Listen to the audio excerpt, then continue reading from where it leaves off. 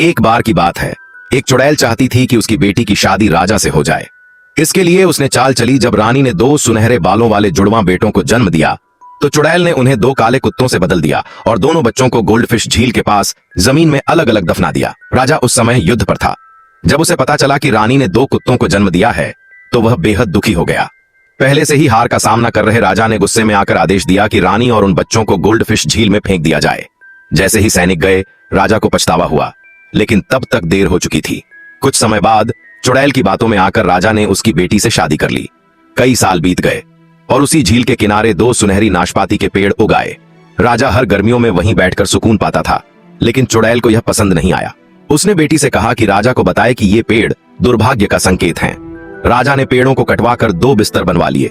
चुड़ैल ने बिस्तरों की लकड़ी भी जला दी, लेकिन राख में से 2 सुनहरी पत्तियां बच गईं, जो एक बकरी खा गई। रात में चुड़ैल ने सुना कि बिस्तर बातें कर रहे हैं। वो जुड़वां बच्चे एक दूसरे से बात कर रहे थे।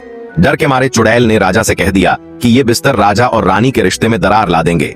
राजा ने वो बिस्तर भी जलवा दिए। 1 महीने बाद बकरी ने 2 सुनहरे मेमनों को जन्म दिया। रानी ने बहाना किया कि वह बेहोश हो गई है और उसकी हालत ठीक करने के लिए इन सुनहरे मेमनों का मांस चाहिए। राजा ने अगले दिन उन्हें मरवा दिया। जब रसोइया मांस धो रही थी, 2 खून के टुकड़े पानी में गिर गए और गोल्डफिश झील में 2 सुनहरी मछलियों में बदल गए। सालों बाद एक मछुआरे ने उन दोनों को पकड़ लिया। किनारे पहुंचते ही वे 2 17 साल के लड़कों में बदल गए और अपनी कहानी सुनाते हुए रोने लगे।